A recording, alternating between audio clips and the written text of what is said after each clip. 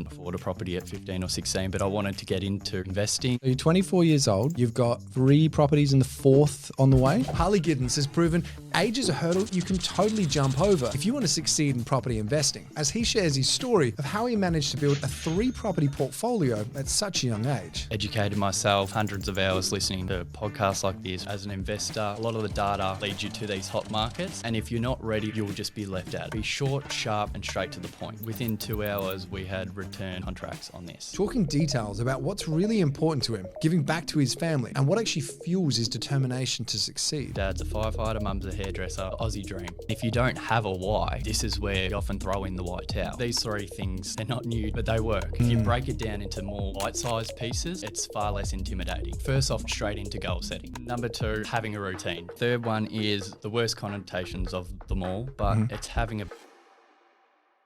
At just 24 years old, Harley Giddings opens up our eyes to the importance of having a solid why when we're investing in property. We talk about mindset, tangible takeaways you can implement today, and details about how this young man has completely smashed the odds of what's possible in property in your early 20s. This is the Pizza and Property Podcast. My name's Todd Sloan, and you're listening to My Chat with Harley Giddings. How you going, Harley? Going well, Todd. Mate, it's good to have you here. Good to be in Adelaide. Yeah, well, the weather's a bit drab today, but we just thought we'd make it as Victorian as possible. Absolutely. I feel right at home here. It's wet, it's cold, it's miserable. I feel like I'm in Victoria. Mate, I'm so happy to have you on the show. We've had a couple of young lads on the show before that have been doing some pretty amazing things in property. You're following in their footsteps, or they're following in yours, like you're doing what a lot of people are trying to do in their 30s and 40s. You're 24 now? 24, yeah. Yeah, mate, it's insane. Okay, so you're 24 years old. You've got 3 properties and the 4th on the way? Correct, yeah. Okay, so you're off to the races as far as I'm concerned, mate, and you've got like the next Harry Triggenboff written all over you if you keep going this space. I wanted to read a quote to you though, and I wanted to kind of dig a little bit deeper on what it would mean for you, because I read this the other day and it really stood out to me. The only reason you're not living the life you want to live is because you keep feeding the life you don't want to live. 24 years old with 3 properties, as we've just discussed, 4th on the way. Before we start unpacking how you've actually done all of that, can you share with me a few key things that you do on a daily basis, weekly basis, to stop feeding that life you don't want to live and obviously creating what you do? Certainly. So a few things come straight to mind when you think about what life you want to live and the life you definitely don't want to live. So for me, one of the first things, and these 3 things that have sprung to mind are not anything groundbreaking. They're not new to the readers, the listeners. But they're working.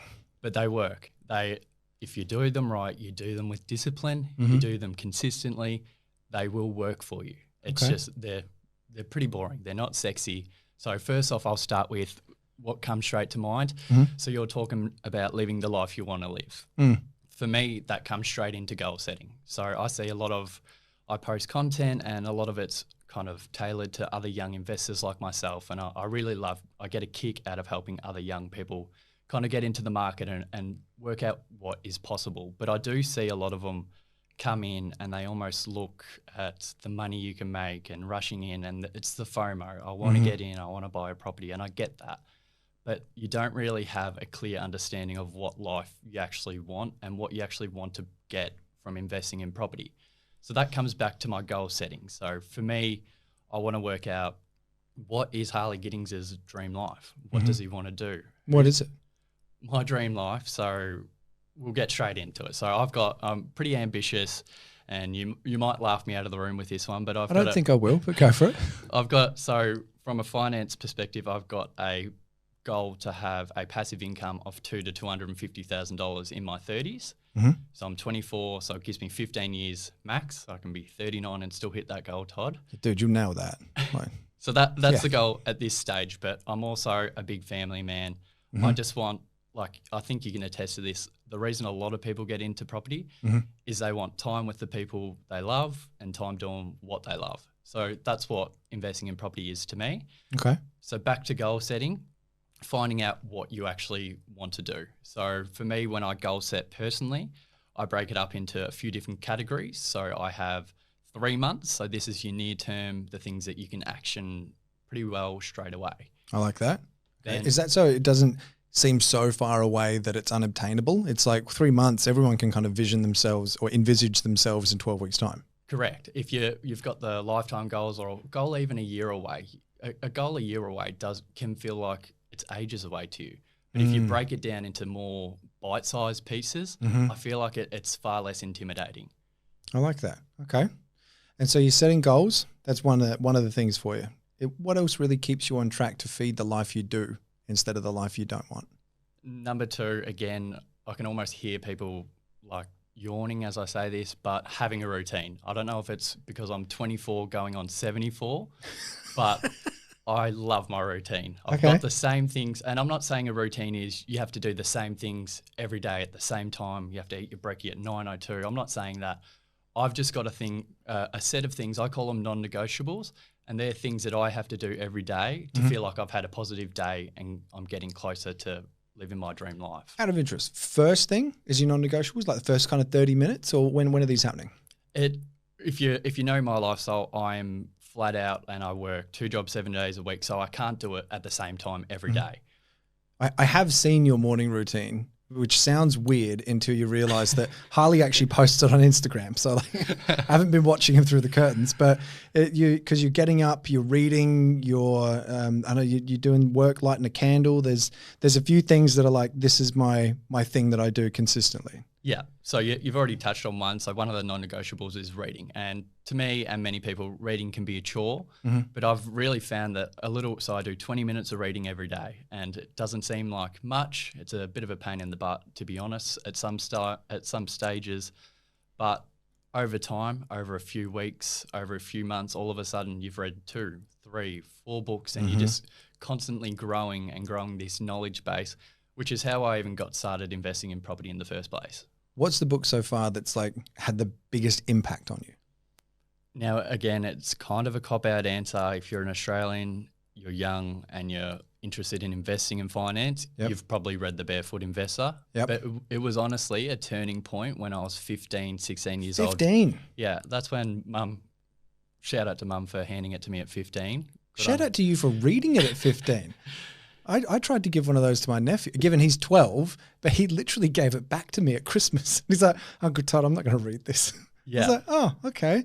Good on you for actually like taking Mum up on her offer. Yeah. And life-changing by the sounds of it. Absolutely. All I remember reading, and like I remember it like it was yesterday, there was one section and I think it was called Your Letter to Your Second Born, and it was all about, at that stage, I was looking at index funds. I couldn't afford a property at 15 or 16, but I wanted to get into investing and start thinking about my future at a young age.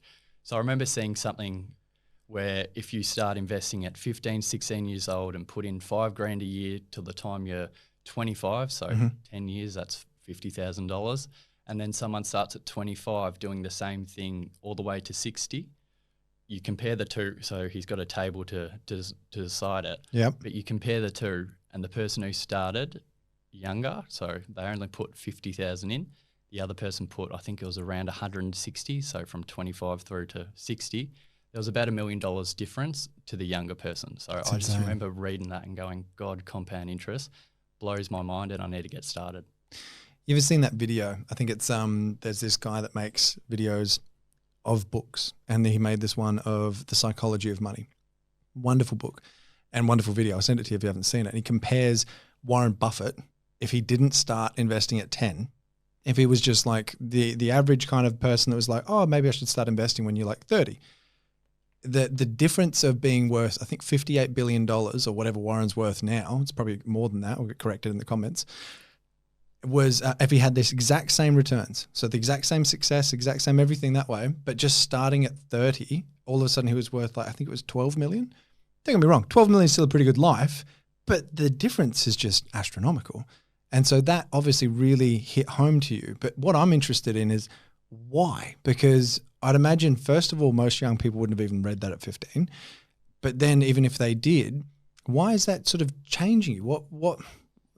How did that really sit so deep to you? It's always kind of just resonated with me. I knew at a young age, like we come from a very kind of middle-class family, that to kind of have the life you want and to like things cost money. So you want to have the life you want.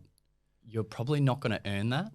And I guess it was probably a pretty mature outlook for my age. I just knew that I needed to invest to get to the level I wanted. And when I'm a 15, 16-year-old kid and reading this, and it's all good in theory, but I'm thinking about, millions of dollars, and all I have to do is put $5,000 a year in from my part-time job that I'm working at the local cafe. It seems like a no-brainer to me. Was it that it almost made it feel like doable, like seeing the path? Yeah, and I'm big on the visuals. So you see the numbers, and yes, at $5,000 a year, whatever it is, but then you see that end number, and it's like, I can really do that, and I'll be a multimillionaire at 60, which at 16 sounds like a billionaire. Yeah, it does. Yeah. All right, goal setting, routine. And so it sounds like you're getting up early-ish, but you're working pretty late as well. So you might not be in the 5 a.m. club, but you're finishing work at like 12. Yeah. What else is on the list there? And now the third one is probably the worst connotations of them all, but it's having a budget. You cannot consider being a property investor or successful in anything finance-wise if you're not on top of your finances. So for me, having a budget, so many people just have negative feelings about it. I bring it up with my mates, and you almost laughed out of the room for trying to bring up a budget with them. But I think people do budgets wrong. How? So people think of a budget as restrictive, as in it's like a diet. They go from I'm eating carbs and sugar to all of a sudden I'm not eating carbs and sugar, and that diet's out the window next week. I feel like it's a similar thing with budgets.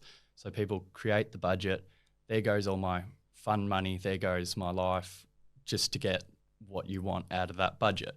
But I think what people do it wrong is they don't include having this fun. For example, for me, I love to travel. So the last 2 years I've gone to 9 countries, just got back from China last week, and I'm not a big globetrotter and spend all this money. I went to China last week on a 10-day tour for $999 return.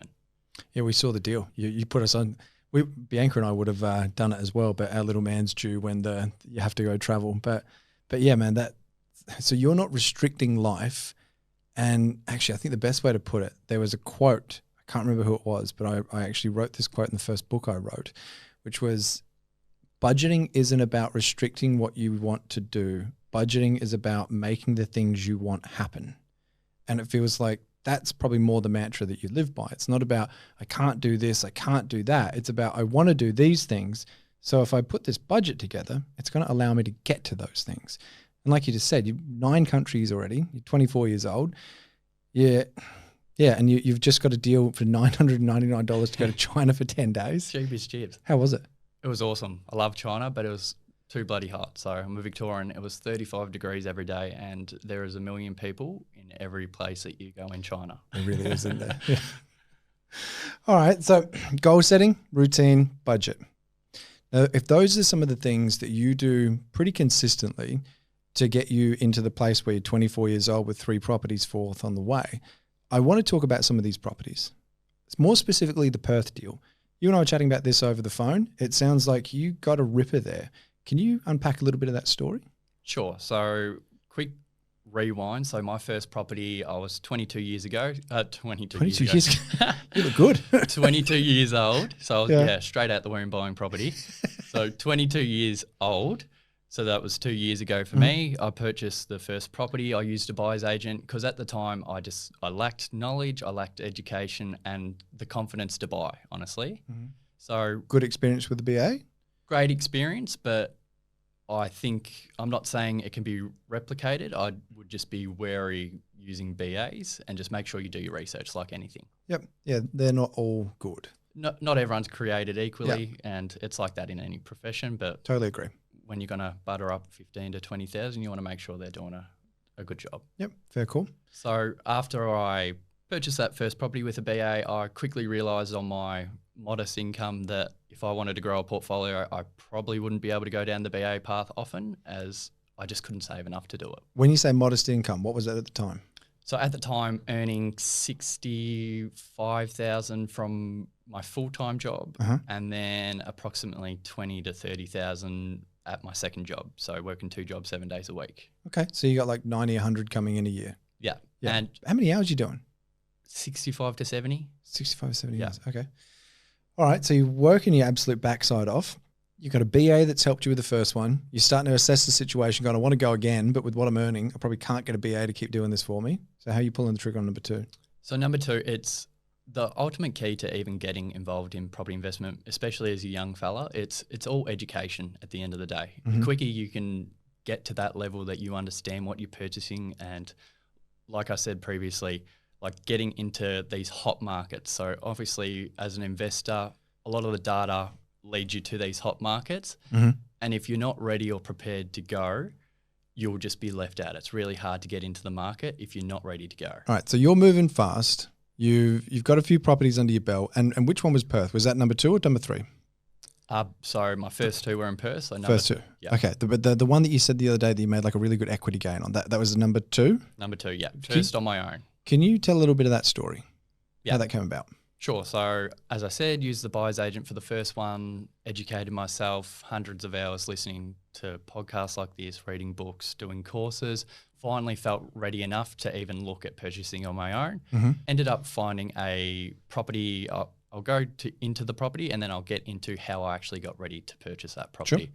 So purchased the property about 12 kilometres north of Perth. It's a 3-bed, 1-bath on 692 square metres. It's got subdivision potential. I could put a granny flat on the back if I want to. Awesome. And I purchased it for $422,000, $505. Well, 505, I like that. And what year was this? Is 22, 23? So this was August 2023. August 2023. Okay, so like what is that, a year and a bit ago? Oh no, not even a year ago. So less than a year ago. Okay. Yeah. All right. And so you got that for what now looks like a steal. Did it look like a steal at the time though? At the time, no. It was, I guess, a lower socioeconomic class and suburb. Yep. And it was a nice house. It was clean enough, but I just knew the data was right in that suburb. And yeah, so I picked it up for 422, as I said, and just had a couple of vals done at over 600. So less than 10 months, around 10 months.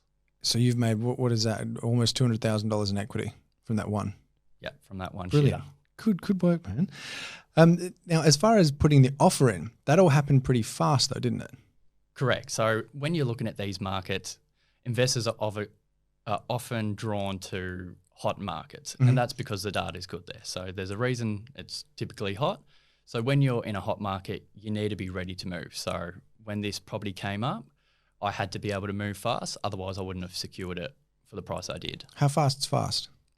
How fast is within 2 hours, we had returned contracts on this. Within 2 hours. Okay, and this is why I wanted to unpack this. Okay, because like you and I were chatting about this on the phone the other day. And I remember saying to you, like as an agent or former agent, I used to get this all the time and people would sit on things for ages and then they'd get annoyed that they missed out. And it's like, good on you for doing this. But on the same point, I can see why people like sit on their hands because it can be a bit of a scary thing. What can younger people or just anyone really that feels a little bit apprehensive buying their first or maybe second property, what can they practice now to make sure that they have the confidence to like have that kind of 2-hour window to pounce on when an opportunity does come up instead of waving goodbye to it? Yeah, and you look at 2 hours, it sounds like you're rushing and you might be making an uninformed decision, but you don't see what has happened behind closed doors. So when I was going through my education phase and I was trying to work out a process of how I can be ready to buy a property so that when something pops up, I'm ready to go. And I came up with what I call a 5-stage process that I'll follow. Okay. What's number 1? So number 1 is obviously, I said before, I'm very data driven. So there's 20 to 30 different things I'm looking for in a suburb in the state. So these are things like stock on market. I've got a percentage number that I want to see. I also want to see it trending down, vacancy rates, demand to supply ratio. There's many different things. There's about 20 to 30 that I'm looking for. Okay. And where are you getting most of this data from? Some of it's paid, so there's a great tool, DSR Data, that I use quite often, and there's a number of free resources. So just to name a few, onthehouse.com, SQM Research, and what I would do is a lot of them have similar figures, but to get the most accurate, I'd compile all of them. So say I've had 4 sites, add them all together, divide by 4, and that would be a more accurate picture because I've got 4 different sources of data. Interesting. I like that you already know that sometimes you can look at the data and it's totally different in two different spots. So you're actually averaging the 4 or whatever you're collecting. Correct. Yeah. Trying to get it as accurate as you can, because it's not always going to be accurate, but that's all we can go off. That's advanced, man. Where'd you get that from? It's a lot of learning, hundreds of hours of listening, and I mean hundreds of hours. That's brilliant. Okay. What's number 2? Number two is reaching out to the area experts, which are property managers. So once I've found the suburb that I think I'm going to invest in, or it might be a group of suburbs, I'll start reaching out to the property managers who are the boots on the ground, and they will be able to tell me some things that the data might not. So why is this area so cheap? Why is the rent higher on this side of the town? Why is it lower on that side? So they can tell me things like housing commission is in this area. They'll give me the no and go zones.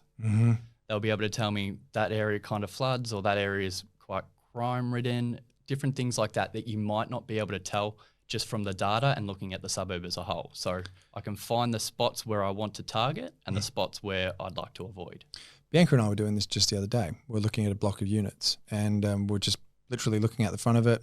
The neighbour next door, weeding the garden. We're like, hey, g'day, how you going? We're looking for this. She's like, oh, yeah, that. Oh, so that's actually right next to a halfway house that has the police around probably once every, like, a couple of times a week. And she was just a wealth of knowledge.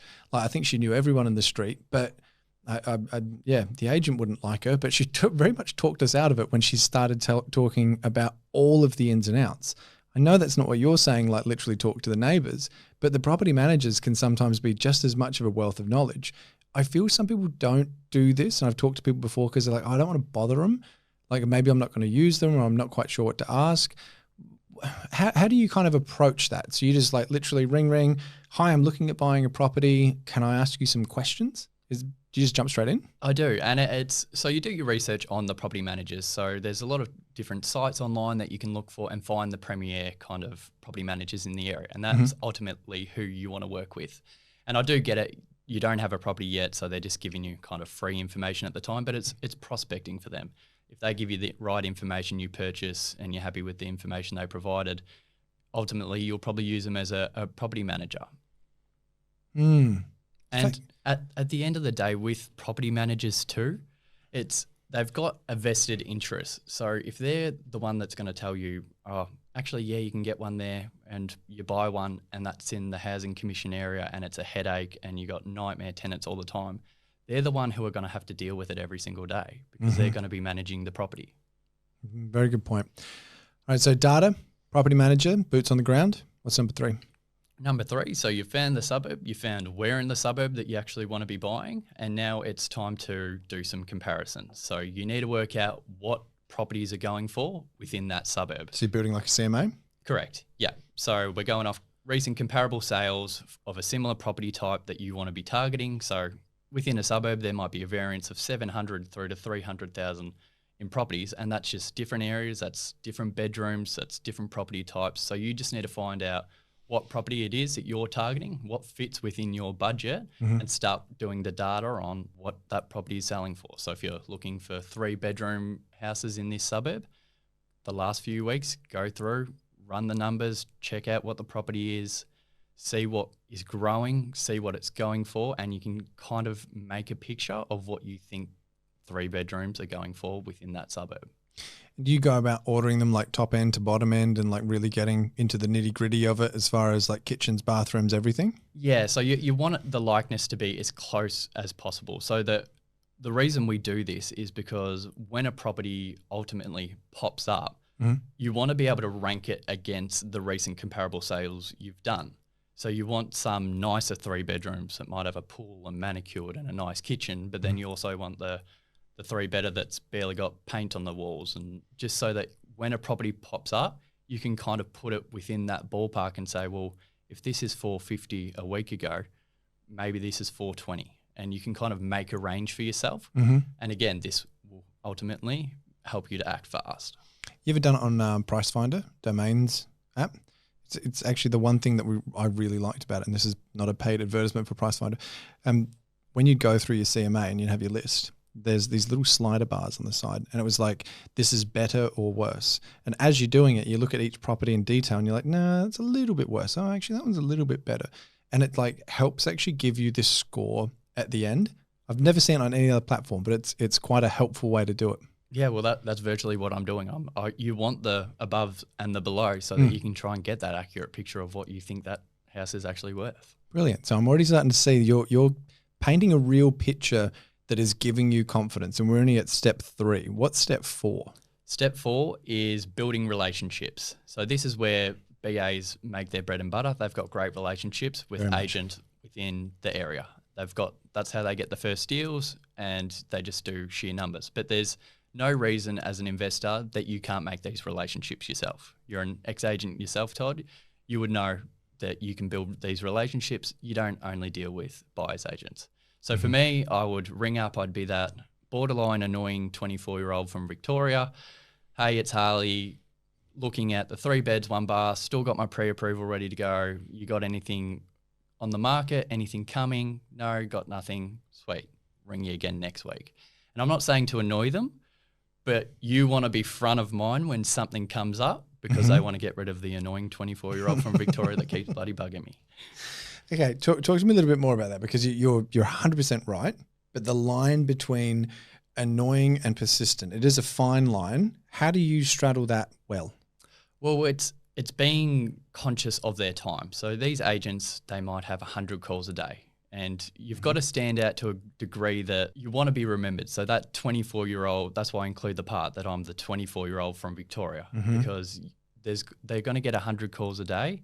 You've got to be conscious of their time. So be short, sharp, and straight to the point. So Harley here again. 24 from Victoria, still got my pre-approval, mate. I'm ready to go. Do you have anything? And then say your brief. Can I just point out one of the big things that Harley just said then that is a game changer is like, Harley, 24-year-old from Victoria, still got my pre-approval, mate. That is a huge one because, again, as a former agent, I can tell you I did used to get these kinds of calls sometimes from people that you could tell that they were trying, but then they'd say, yeah, no, I'm still going to sit down with a broker soon. As soon as you say something like that, the agent will more than likely politely keep the conversation going for a little bit, but they've switched off mentally. Harley is basically being very conscious of the agent's time, but also saying that he's not a time waster. And that is one of the quickest ways to do it, to be like, I'm pre-approved, I'm ready to go. What do you got? Because one day they will have something. And if you're that guy, 24-year-old from Victoria, 36-year-old from Queensland, doesn't matter. But if you're that person that keeps calling once a week, actually, once a week would be a consistency, once a fortnight? Once a week, yeah. Once a week? Yeah, very consistent.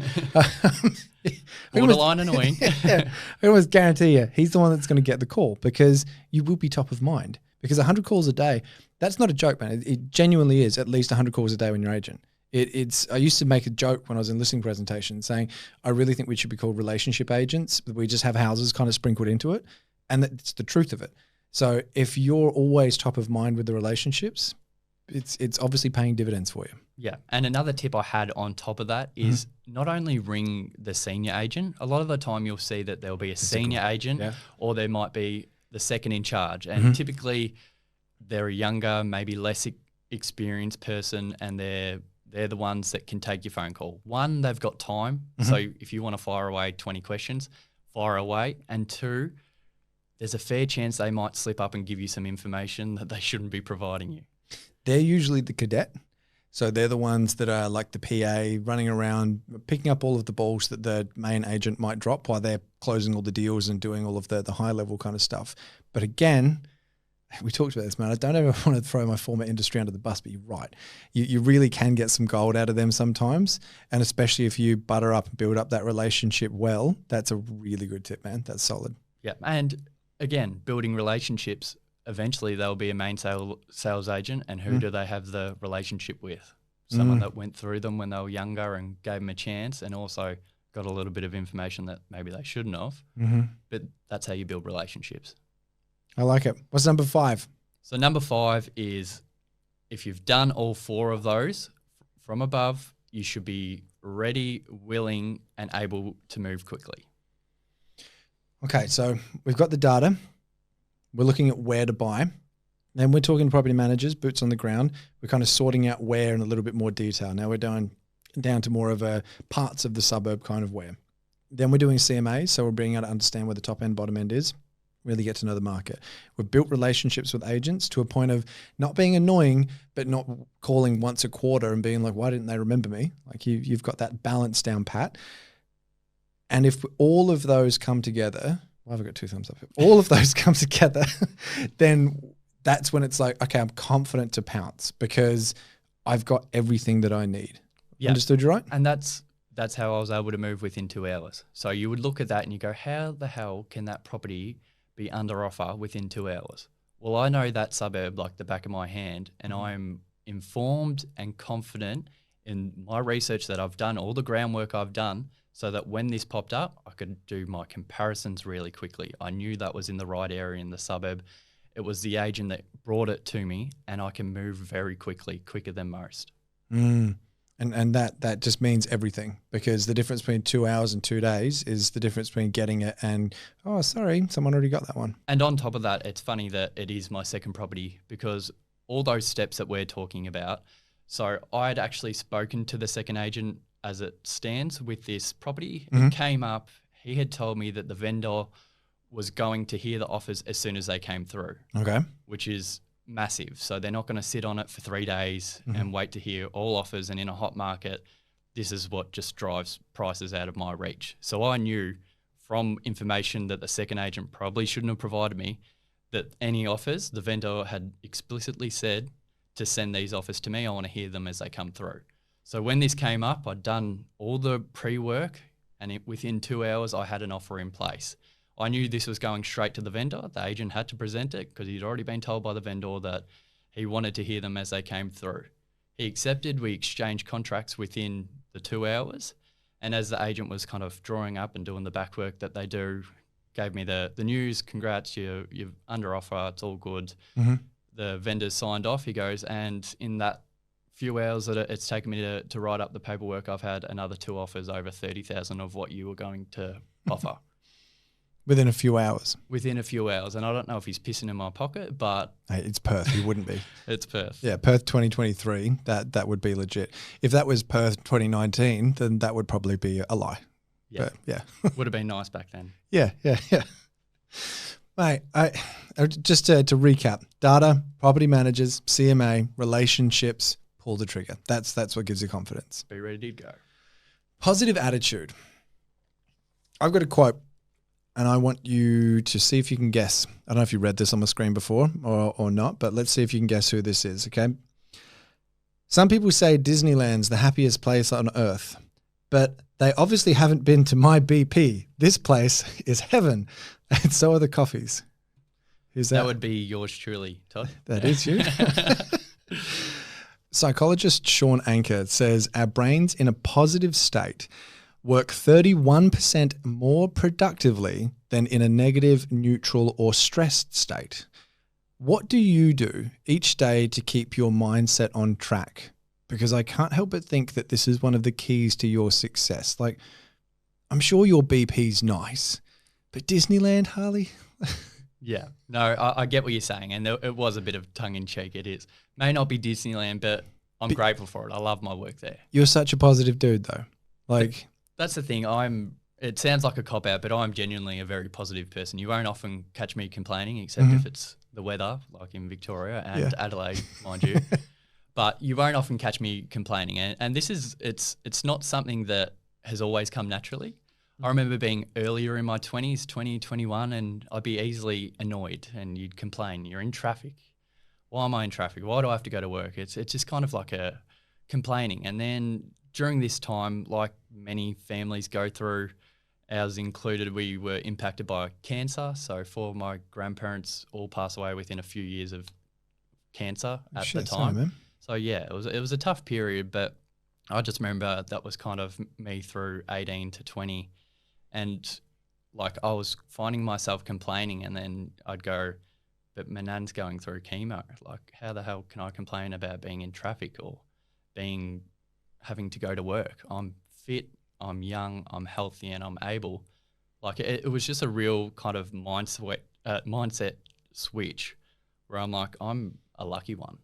That's a deep perspective to get at a young age. Yeah, it was definitely a tough time, but yeah, I'm better for it. I love my grandparents, but yeah, it's why I'm so positive. I'm young, I'm fit, I'm able, I'm 24. I get to chase my dreams every day. Yes, I may look to the outside world. I'm working 70-hour weeks and stuff that. I get a lot of that on my social media. I would rather be shot in the foot than work like you do, but I love it. I'm happy. I love it. I know I'm getting closer to my goals. So, yeah, it's hard not to be positive. Nan and Pop have solid work ethics? They did, yeah. And Mum and Dad? Mum and Dad, very hardworking. Dad's a firefighter. Mum's a hairdresser, the Aussie dream. Okay. So you've been around it quite a lot. Then you got some pretty bad situation a few years back, which gave you a real perspective of what do I have to complain about? Correct. Yeah. I was finding myself complaining, and it just put it in perspective.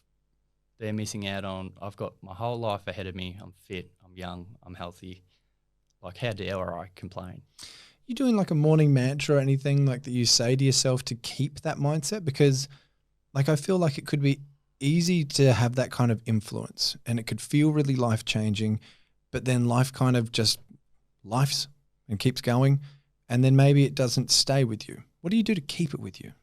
So it's not so much of a morning mantra, but I do have a little notepad. It's a book I bought, and up the top it's got 3 things you're grateful for every day. So you do gratitude journaling? I do, yeah. Okay. And you'll find the first thing nearly every time is family, relating back and just realising family and health. So I've got a great family, but also I've seen the terrors of being sick and how draining that is, not only on the person, but the family surrounding that person. And it's hard for me not to be positive when people are going through a lot harder situations than I am. What advice would you have for anyone that is possibly going to jump into the comments section with something negative? Because we normally find videos like this have a real even split between what an awesome dude and like he's the cause of the housing crisis. For the people that are in that negative mindset, what would you say or suggest to try and shake out of it? It's just, I guess, be more conscious of your thoughts. Like, if you're constantly complaining, or I feel sick, or I don't want to go to work, if you keep putting these like comments and things out into the atmosphere, like, that's the way that you're going to feel. I don't want to go to work. Well, then you're not going to want to. Oh, I feel a bit sick. Well, you're going to feel sicker because you've already said you feel sick. It's like changing I have to I get to. That's a super powerful one. Yeah. So I can't remember. Again, I sound like a tosser, but I haven't been sick since COVID in 2018 or 2019 when it first started. And it's not that I don't get the old cold or whatever, but I'm not sick. My family's been sick. I haven't dealt with sickness. I'm fine. You've got a great attitude, man. And there's someone else that we've had sent in as a listener question, another young lad. And he's got a question for you that I'm just going to get ready here and play for you, mate. I don't know if this will actually show up, but if you want to hit play on that. Hi, Todd and Harley. Jaden here. Big fan of the show, Todd. Really love what you're doing. I just had a quick question for you, Harley. I'm currently 23, approaching 24. I want to do exactly what you're doing, and I just wanted to understand from you, what did you do to get yourself from 0 to 3 properties? What did 0 to 1 look like, 1 to 2 and 1 to 3? Did you have the idea of having 3 properties plus when you first started as well? Any tips would be great, a bit to know about your job, your income, and how you managed to continue to build your portfolio at such a young age. Cheers. Bye. I don't think he actually said his name. That's Jaden. And Jaden was supposed to have one question, but I think there's about 14 in there. Stitch me up there, Jaden. You got a 4-parter. we spoke about it after, though. I called him. And if you've got a question that you want answered as well, hit us up. Go to Pete Serum Property on our Instagram page and basically just send it through as a DM. But I spoke to Jaden, and he basically wanted to know, what was your strategy? How did you put the plan together? Yeah. So awesome question from Jaden. It's the reason I even post content. So I post a bit of content, daily videos, for blokes like Jaden, other everyday Australians like myself. Like I said earlier, I'm not on anything special of an income. I'm on about 65, 70 at my full-time job, and then I work another 25 to 30 hours at BP on top of this, and I'm at around 100,000 a year. So the only reason I make 6 figures is through grunt. Because you're working for it. I work 65 to 70 hours a week. So seeing questions like that of Jaden and wanting to get into the market, I bloody love it. So in terms of advice that I would have for Jaden and others like Jaden to get into the market, obviously I've spoken about the education aspect. That's the quickest you can get educated, the quicker you can get into the market. But I'll give you something extra is having the right team around you. So I actually listen to your pod, as I do often, Todd, but the other week you had a Jordan De Jong, I think his name was. Yeah, Jordan, yeah. Yep, and he mentioned about getting the right team around you. And I couldn't agree more. So in terms of being a young investor getting into the market, you're so new, you're green, you're naive, you don't really know. Every mortgage broker does the same job, every accountant does the same job, but they just don't. So when I mentioned those two professionals in particular, because I agree that they are by far the most important people within your team that you need to build any sort of portfolio. So mortgage broker and what'd you say, accountant or what? Accountant, and not just a mortgage broker and an accountant, property savvy, investment savvy of the type. How are you finding that out? What questions are you asking them? Asking them. So first of all is I want to know their experience of other investors that have built portfolios. Okay. What about them personally? Do you go down that route? That's the next point. So once you may have had experience building other people's portfolios, but you also want them to have a portfolio themselves. Do you walk the talk? Do you walk the talk? So my accountant and my mortgage broker both have double-digit property portfolios. Yep. Okay. So they know what it's like to do it themselves, and they've also done it for their clients. So safe hands there. Brilliant. Okay. So you want to make sure that you're building the team around you. Good mortgage broker, good accountant that have their own portfolios, but also have helped others build their portfolios. Because it's one thing to write a loan as a broker. It's another to structure loans that are actually conducive to continuing to build your portfolio. But I guess it's also that little bit of the throwback when you're sitting down with a broker, and are they savvy enough to go, Harley, if you buy this one, you're tapped out. Versus, oh, Harley, this one's actually going to help do blah, blah, blah. If you can get X, Y, Z together, you can then go to the next one after it. That's a totally different conversation that is literally life-changing. Like that's sliding doors moments right there. And asking these very simple sounding questions can just be the difference between portfolio and maybe a property. Correct. And if I stayed with my first mortgage broker, I would still be at one property. I'm now at 3. I had to move around. I'm young. I just went to the first broker that was recommended by family. Yep. And that's how most people do it. And then you start understanding that, okay, I want more. I want to build a portfolio, and there's different avenues and different ways, as you said, to structure it. And I ultimately ended up in the right hands, I think, of experienced investors themselves. But I've grown to 3 investments, and I'm looking at my 4th currently on a rather modest income, other than the fact that I work really hard. Choosing strategy.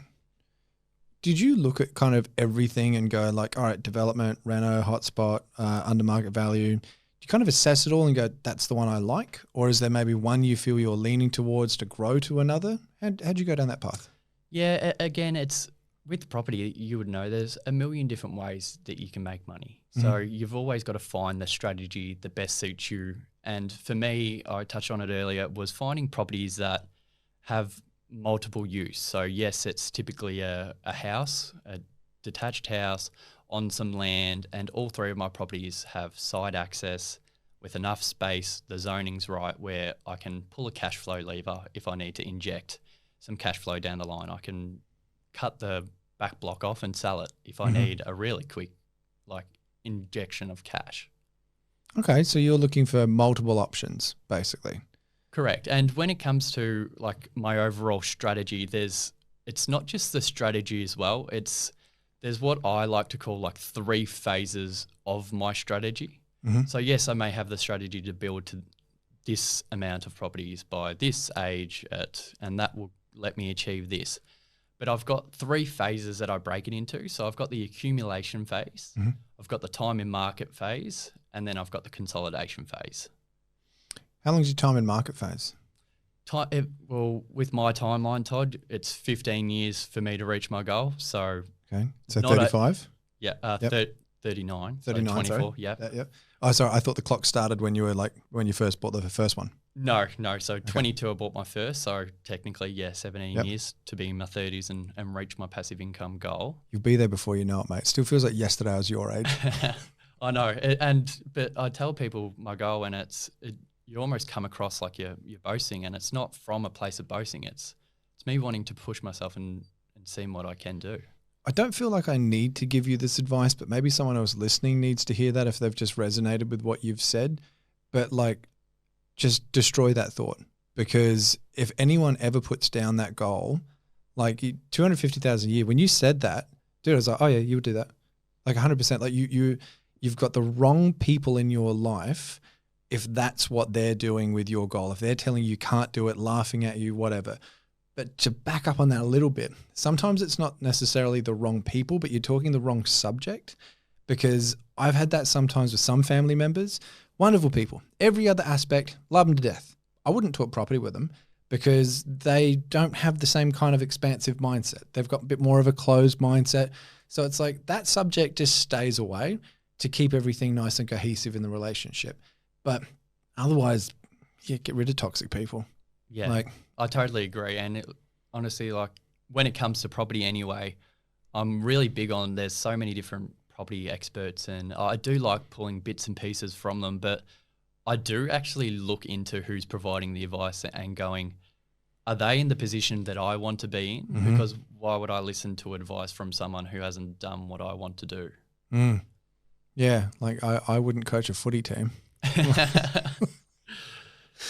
Well, something that I do find fascinating about every younger successful person that I interview on this show is how you find your why. Because a lot of people struggle with that in their 20s, 30s, 40s. Some people never find it. And by the age of, basically by the way that you painted that picture before, your teens, you already had a solid why. For anyone that's kind of going, how do you do that? How do you do that? Yeah, it's definitely one of the most overlooked things, I think, for people that are wanting to be successful property investors, and not just even property investors. If you want to be successful at anything that you're doing, you need to have a solid and clear understanding of your why. Mm-hmm. So for me, it was pretty simple. I had great foundations as a kid, a great family, and we touched on it earlier, but I pretty well owe everything to my parents. I've got two of the best. Dad's a firefighter, mum's a hairdresser, just knockabout people, but would do anything for me and have put me in a great situation. Okay. So you've got a lot of gratitude to mum and dad, but as far as finding, I'm not following you there, how that helps you find that why though. Like you've got great parents around you, but I feel like there's plenty of people that have got great parents, but there's still maybe a little bit like, what do I do with my life? Was there any kind of a process, or did I miss something there? No, so with the why factor, the reason, I get what you're saying, the reason we need to know your why is because undoubtedly there are going to be times where you lose motivation. Yeah. The doubt creeps in. And it starts to suck. It does. Yeah. And if you don't have a why, this is where you often throw in the white towel. Mm. So for me, I was from a young age, I don't know if it was pressure I'd kind of put on myself, but I'd always kind of felt sort of a responsibility to one day return the favor to my parents like they had done to me. Wait, so you felt like you kind of owed them something? Not so much that I owed them, but I just, and it's come more so recently, maturing and my parents opening up about some of the sacrifices that I wouldn't have noticed as a child growing up. But now that I'm adult, I've realized that there were some sacrifices that they were definitely making to put me in the position and my sister in the positions we are. So your goal is, was it 200 or 250? Yeah. Yeah. So 200 a year passive by late 30s, mid to late 30s. The why driving it is to be able to help mum and dad, give mum and dad a life as well, like in their retirement years. Is that, have I understood you right? Yeah. So as like we grow up, and me and my sister, we never went without anything. And a bit of a backstory, like we would go on family holidays, and it's only since it's honestly one of my prouder moments, but my parents opened up only in the last year or two fully about their finances. They'd never mentioned money or finance to me. it's only since I've started kind of really taking a keen interest in investing and they understand this is what I love that they pretty much pull back the curtain and show me this is the balances, this is the loans, this is where we're at. Mm-hmm. And it's only then after having, and I'm not saying that they're giving me the reins to make every decision for them. They're just including me in the decision-making process so that we as a family can kind of decide how we can get them to a comfortable retirement. Good on you, man. That must be a big thing for them to do as well. I can't imagine turning to a little Augie one day when he's born and being like, here's the books, what do you think? Like that would be a big thing for them to be able to do with you. And then for you to then take on that responsibility as well and be like, yeah, I got this. Yeah, it was an incredibly vulnerable moment for them. And it wasn't that this is all we've got. Like they're not like absolute paupers or anything like that. That's not what I'm saying. And they didn't give me the reins to say, go do what you want with it. But it was just more so, this is where we're at. And it was almost like we respect your knowledge and we know this is what you love doing, which it is. I couldn't have been prouder than the moment they asked for, I guess, my help in the decision making because I love it. Man, I'm getting a little warm, fuzzy feeling like on your behalf right now, just like thinking about that as a, like if my parents did that with me when I was younger, that must feel pretty cool. It does. And like at the end of the day, so I'm 24. If I make a property mistake or I make an investment mistake, I've got 40 years before I retire, if I wait that long, Todd. And I can resurrect those issues. Time's going to fix all those wounds. But they're at the point where they're mid to late 50s. Who do you think I'm going to care more about in terms of making a mistake? We can't, as a family, can't afford to make a mistake when you're that close to retirement. So I almost care more about their portfolio that we're trying to build and their investments than I would my own. I've talked about this on the show before. One of the reasons I get up early and go to the gym is because I've given a friend of mine $500 and said if I don't send a photo of myself before 5:30 at the gym, you get to give this $500 to something that I hate. It works. I have found out about myself. I am motivated more by the stick than the carrot, with not everything, but with a lot of things. Are you the same? Is there almost that little bit of the stick in this of don't stuff this up, mum and dad are kind of counting, or is it more carrot that motivates you?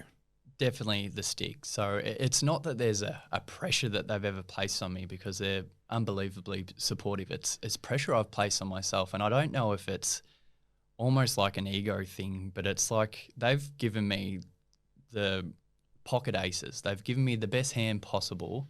And if I don't live up to what I think my potential is and I can't take care of my family like I think I can, I've got no one to blame but the man in the mirror because they've sacrificed everything for me. You're a good dude, Harley. I hope our little man is like you. I've got to talk to your parents later for some parenting advice. But getting towards the pointy end of things, action steps. If someone's listening to this and like your audience is probably much younger as well. So if you've shared this across your socials and people are finding this for the first time going like, this is a bit more of Harley's story that I haven't heard, they're super inspired. What's something that they can pull out the headphones straight away and put into action? Yeah, and I love this question. And for anyone listening, I've been in your shoes. 2 years ago, I had no properties. I was listening to the Pizza and Properties. I was listening to other podcasts and I was in your shoes. I was on that same journey, trying to absorb as much information from these great free resources that we have. But you get this question, what's an action step? What can you do? But how often do you actually go and do something from this? So this is me calling you out as a listener because I know this was me at that stage where I'll just put off reading that book. I'll put off going to speak to that mortgage broker. I'll put off getting my documents ready for my pre-approval. That is the biggest pain in the butt. It's so annoying. Absolutely. It's the biggest pain ever. You got to get your IDs, your docs, all of these things. So that's the thing about an action step. You've got to take action. So I'm calling you out as a reader, whether it's picking up a book, whether it's listening to another episode of Pizza and Property, reaching out to a property savvy accountant, do something. I like it. So your action step isn't a specific form of action, but it's just take action. Everyone has the list of things that they've been putting off and you're gaining information and you've got that list because I know I've got that list that occasionally gets pushed off, Mm-hmm. pushed back. We'll get it. Let's take action on that. I know we're getting to the pointy end of it, Todd, but it would be a shame of me if I didn't ask. I'm a young fella in the industry, and I know there's a lot of young listeners listening. I've got a very young audience on my social media. You, as a seasoned investor, what would be your advice? Let me chuck it back on you. What advice would you have if Todd Sloan was starting again now? What would you do, and how would you attack it? I probably the best way to answer this is look at the things that I wish I did that I didn't do, and all the things that I did wrong. First, I actually think would be paying attention to the secondary effects of your actions. And what I mean by that is, like, relationships are a huge one. We don't actually look at them as financial transactions because for the most part, they're not. You're with someone because you love them and they're fun and you're attracted and all the rest of it. If a relationship ends, though, it very quickly becomes a financial transaction. And the reason I say it's a secondary effect is because I relate this back to flying. I've recently been getting a pilot's license. And if you put the nose of the plane up, the first primary effect is you will climb in altitude. The secondary effect is you will lose speed. Okay? If you don't pay attention to that secondary effect and add some power on and start doing what you need to do, you'll stall and then you'll start nosediving and you'll crash. I look at it the same way that if you choose a partner, because I think a lot of my problems actually came from having the wrong partner by my side. These wonderful women, lovely, lovely ladies, but they were not a match. And I never paid attention to the secondary effects in the relationship. I never paid attention to if I didn't really have someone that was super supportive, that actually shared a vision with me. Like Bianca, totally, I'm not just saying it because she's in the room vision switching right now. Like I say it all the time. Like we share the same goals, we share the same vision, we have the same work ethic, we have the same values. We're not completely identical. There's plenty of things she does differently, but we're on that same path. So that as a primary effect is great, but the secondary effect to that is that will help you achieve your goals, and it will also help them stay intact. I've made episodes on this show before. Actually, one was a while ago with Oliver Jackson. It's probably a couple of hundred episodes ago now. And he lost everything in a divorce. $4 million portfolio, racehorse, all of it, it's gone. Like, and again, this is what I mean. It's a financial transaction when it goes wrong. So I guess I'd say be really clear and careful about who you actually pick as a partner, because it has more to do with building your portfolio than you'll ever realize, both on the if it goes wrong, which I hope it doesn't. I don't mean to sound all Ronnie Raincloud here, but it's also about that support along the way. That makes a huge difference. And the other thing is I'd probably say education and the action piece. I educated myself a bit in the early days, but I had so much inaction. And if I really look back on it, I think I was afraid of failing in the early days. And then it got to a point where I was in my 30s that it changed, and it started getting to a point where it's like inaction is now costing me more than the wrong action. And when that dawned on me, I was like, well, I've got nothing to lose now. Just go, just do. And if I had have had that kind of, because it would have been the same, that kind of response more at your age, then things would be a lot different now. Like, don't get me wrong, we do well. Like, we've got whatever it is, $4.5 million portfolio. It's got a lot of rental income coming in. It's good, like 10 rentals. But realistically, that's been built over like 4 or 5 years. I should be more in the like 30, 40, 50 rentals if I actually had that switch flicked when I was 21. Because I did actually buy my first property when I was 21. But it was a dud. Like I bought it to impress a girl that was flying over from Melbourne. It was not a smart move. And I held it for like 10 years and ended up making 40 grand, 50 grand on or something. Like, it was technically, yes, I made money, but realistically, no, I didn't. Because I was afraid to keep taking action. I didn't have the right support with me. And I think those things combined, if I had to change those, I'd be sitting here across from you, with more like a $20 million portfolio of a lot more rentals. Would I be happier? Not if I was with the first girlfriend, certainly. I would be. But But I think I'd have more options. And that's what we do. Like right now, I can already tell you're a happy dude. You're a positive dude. You're doing big things. You and I sit in front of each other in 5 years' time and you've got 10 rentals or however many you got. Chances are you're not going to be happier, but you'll have more options in front of you. And that's really what a lot of this comes back to. It doesn't come back to being like, oh, well, like I'm just going to live in a cupboard for 5 years, 10 years, so then I can be happy later. Like you said, you just got back from China, but you did it a smart way. You got it for $999. You didn't go business class, go to Europe, like stay on the Champs-Élysées. Like you're not doing it silly. You're still experiencing life.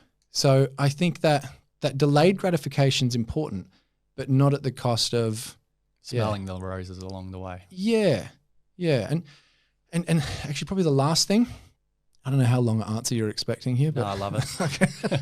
I'm a sponge. Okay, good. 2019, New Year's Eve, 2019, I quit drinking, and that was a huge thing for me because I was, especially when I did my back, I refer to them as my professional alcoholic years now, and it was just because I was in chronic pain. I couldn't walk properly for like 4 years. It was not a good time.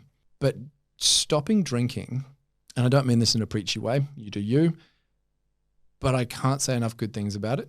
Like the clarity you get, the time you get back, the focus, the you feel good, the everything, that changed my life. But I think what it really comes down to is getting rid of your vices. For someone that might not be like drinking, that might be smoking, that might be food, that might be whatever it is. But when it's controlling you, you're not controlling it, you're never going to really be in the driver's seat of your life. And alcohol was very much that for me. I'm not officially diagnosed with ADHD, but I'm pretty sure I've got it. I'm the kind of person, like if one is good, 20 is better. You mix all that in. Well, yeah, very much. You put that together with vodka and like, yeah, it was a good time, but good night. it wasn't productive though. And again, mix that together with then being with the wrong partners, not having the support, not really having that chutzpah to actually take action, but still feeling it in your brain, just doesn't make sense. So if you reverse all of that, get a good partner or no partner. Sometimes the no partner is better than the wrong partner, but good partner by your side, take action on what you're actually putting in your brain, educate yourself, and get rid of your vice. Get rid of whatever's holding you back. I reckon that'd be it. Yeah, that's such sound advice. And that take action piece, that was the reason that I used a buyer's agent in the first place for my first property. To get you over the line. Get me over the line, yep. And the opportunity cost of me waiting another year to educate myself more than covered the buyer's agent fee. It set me up. If I waited that year and purchased on my own, I wouldn't have 3 properties today. Well, I've got a little something else for you, mate. I don't actually know if you said it as a joke, so you might not like this, but I watched one of your latest reels and you said that your candle was almost finished and you wanted someone to send you a candle. So oh my God, you're a star, Todd. I didn't know what smell you like. Oh my God. That's why he's the GOAT. I smelled all of them and that was my favorite. So I hope you like it, mate. No, I appreciate that. Thank you very much. No worries. That's awesome. But we need to end things on the most important question of the entire show. Harley, what is your favorite pizza? Oh, it's a tough one. If I'm at home in Victoria, I'm an absolute meat lover's boy, but I'm going to give you one a bit more abstract and a bit more niche. Okay. So this is back to the summer of 2022 when I'm on the Amalfi Coast with one of my best mates. The what? Amalfi Coast? Amalfi Coast in Italy. Okay. Beautiful part of the world. Yeah. And I've dug into just a margarita pizza. And I mean, there's probably 3 ingredients in this, but the Italians just do it right. It's like mama's made it. Oh, it was like nonna. I don't have a nonna, but it Yeah. felt like nonna. And God, it was good. Brilliant, man. So margarita, but it's very much from like authentic Amalfi Coast pizza. Yeah, less is more. You could tell it's homemade. It was just beautiful. Do you remember the name of the shop by any chance? Oh, I wouldn't do it justice even if I did remember the name because they're all the You're Italian pronouncing names it correct. and you got the hand that that I always use. Well, Harley, it's been an absolute pleasure having you on the show, mate. Is there any final words of wisdom or anything you'd like to leave everyone with today? It's that action piece, Todd. It's like you said, there's an opportunity cost of not taking action. Mm-hmm. So just start. So I was 22 2 years ago. I was 22. I was a reader like you, a listener like you. Mm-hmm. No properties, but big ambitions. I'm not saying I'm some made superstar investor or anything like that, because I'm not. But I'm sitting here now 2 years later with 3 investment properties, looking at number 4. I'm building a community of other young, like-minded individuals that want to do something with their life. So just start. Why wait? And we'll link your Insta in the show notes below, mate. But Harley, thank you so much for jumping on the show. It's been an absolute pleasure. Awesome, Todd. Thanks for having me.